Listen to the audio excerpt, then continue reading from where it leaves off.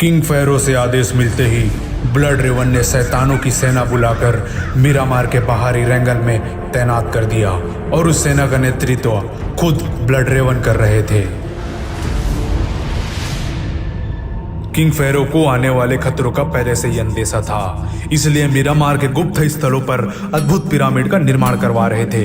इस पिरामिड के माध्यम से ओराइन बेल्ट से नेब्यूला की ऊर्जा सोखकर फेरो पूरे ब्रह्मांड का सबसे शक्तिशाली योद्धा बनना चाहते थे।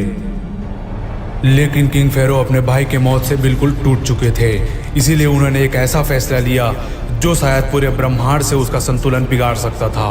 किंग फेरो ने नेब्यूला की ऊर्जा को केंद्रित कर अपने भाई के शरीर पर छोड़ दिया। तब नेब्यूला की ऊर्जा से एक ऐसी ताकत ने जन्म लिया जो मसाल की अग्नि सी चमकती छाया, आंखों में काले अंधेरों का साया, जंग और तबाही है जिसका इकलौता शौक।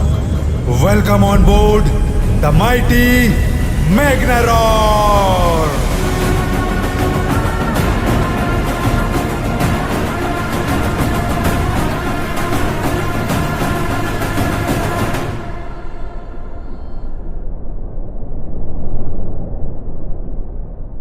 धीरे धीरे मीरामार की तपिश इरेंगल में पहुंच रही थी। सब इतना शांत था कि हवा भी गूंज रही थी।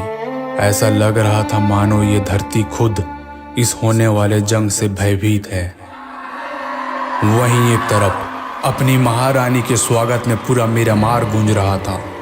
जयकारों की गूंज ऐसी थी मानो पांचों तत्वों ने भी उन्हें अपनी महारानी मान उन्हें नमन किया हो।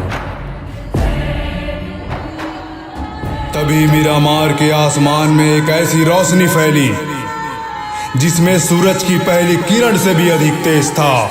जिस रोशनी का पूरा मीरामार बेसब्री से इंतजार कर रहा था, वो जिसके आगे मौत भी अपने घुटने टेक चुकी थी, जिसने अपने काम से इन सब के दिलों पर राज किया था।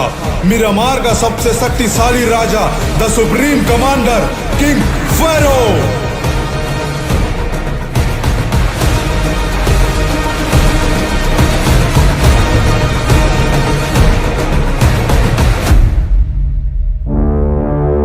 वहीं दूसरी ओर इस भिगुल की आवाज मछलियों के कानों से तेज उस राजा के पास भी पहुंच गई थी, जो उत्तेजित तो नहीं था लेकिन ललकारने पर किसी से भी टकरा सकता था, जिसके एक आदेश से समुद्र अपनी लहरें बदल दे।